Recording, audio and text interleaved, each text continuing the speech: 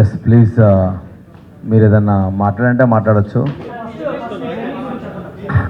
అన్న నేను ఫస్ట్ నుంచి ఒకటే మాట మాట్లాడుతున్నా, గేమ్లో ఫెయిర్ అన్ఫెయిర్ అనేది ఏముండదు. వెళ్ళినాం, వాళ్ళు పంపించేసారు, వచ్చేసినాం అంతే. సో ఫెయిర్ అన్ఫెయిర్ అనేది ఏముండదు. నేను ఎక్స్పెక్ట్ చేయలేదు, ఆబ్వియస్లీ ఎక్స్పెక్ట్ చేయలేదు. కానీ ఒక్కసారి ఎక్కడైతే కొంచెం ఫ్లిప్ అవుతుందని అనిపించిందో అప్పుడు నాకు ఒక సెన్స్ కొట్టింది. సో ఏదో జరుగుతుంది, ఐఎమ్ రెడీ ఫర్ ఇట్ అని చెప్పేసి. కాకపోతే హౌస్మేట్స్ అందరూ నాకున్న బాండింగ్కి, నేను అంతకుముందు ఆడిన దానికి, నువ్వు వెళ్ళావు నేను వెళ్తున్నా, నాకు అర్థమైపోయింది.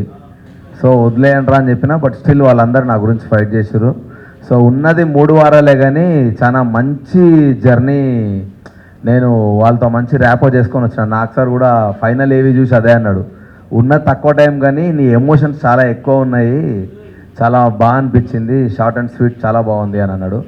సో నాకు చాలా హ్యాపీ ఉంది వెళ్ళినందుకు.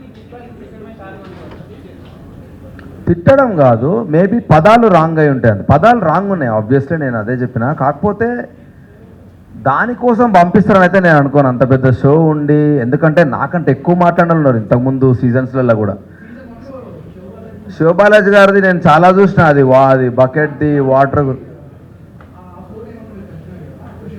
లేదు అట్లేం అనలే. నేను ఎందుకు అంటే నన్ను అడిగిరు 2-3 నువ్వు మాట్లాడుతున్నావురా అంటే, యాక్చువల్గా నేను షో వెళ్ళినప్పటి నుంచి కూడా మరి మీకు అది ఎంత ప్లే చేసిరో లేదో నాకు తెలియదు, కానీ పోతున్నప్పటి నుంచి అన్న నమస్తే, మంచిగున్నా, వదిలే చాయ్ పెట్టిందా, ఏం చేస్తున్నావు బిగ్ బాస్ అని కెమెరాకి దాన్ని ఒక క్యారెక్టర్లా క్రియేట్ చేసుకొని నేను మాట్లాడడం డే 1 నుంచి స్టార్ట్ చేసిన.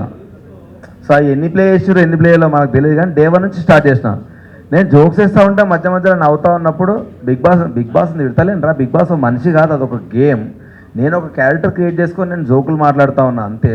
కానీ దానికి వాళ్ళు ఎందుకు పట్టించుకుంటారా, గేమ్ రూల్స్ గేమ్ గురించి మాట్లాడతారు కానీ దాని గురించి పట్టించుకోరని నేను అంటుండే. ఎందుకంటే ఒరే ఇష్టం వచ్చినట్టు మాట్లాడాలి, చాలామంది కంటెస్టెంట్లు కూడా లాస్ట్ దాకా వెళ్ళి ఉన్నారా.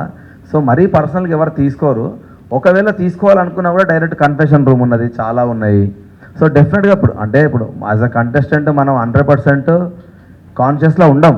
ఎన్ని కెమెరాలు ఉన్నాయి అనుకున్నా, ఎన్ని అనుకున్నా కూడా నాకు 2 రోజులు మాత్రమే నాకు మైక్ ఉందిరా, కెమెరాలు ఉన్నాయన్న ఫీలింగ్ ఉండే. తర్వాతకెళ్ళి మైక్ నాకు ఫోన్ అన్న ఫీలింగ్ వెళ్ళిపోయింది. నాకు ఏదో ఫోన్ మెడల్ వేసుకొని తిరుగుతున్నాం, ఏది పడితే అది ఎందుకంటే ఉండలేం 24 గంటలు, హైలీ ఇంపాసిబుల్ మనం కాన్షియస్గా బతకడం అనేది.